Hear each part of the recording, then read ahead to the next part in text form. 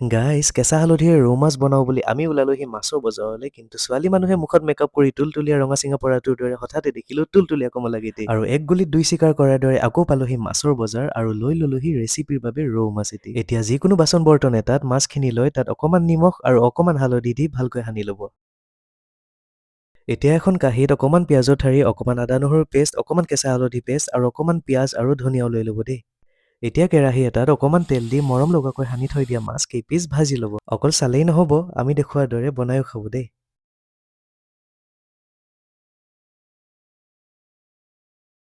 আৰু ভজা হোৱাৰ পিছত মাছ কেইপিচ উলিয়াই কেৰাহীটোত অকণমান তেল দি তাত পিঁয়াজ, জলকীয়া, জিৰাৰ গুড়ি, তেজপাত, কাটি থৈ দিয়া পিঁয়াজৰ ঠাৰি, আদা নহৰুৰ পেষ্ট আৰু হালধি পেষ্টখিনি দি অকণমান লাৰি পানী দি দিব আৰু এতিয়া ধুনীয়াকৈ ভাজি থোৱা মাছ কেইপিচ কেৰাহীটোত দি দিব।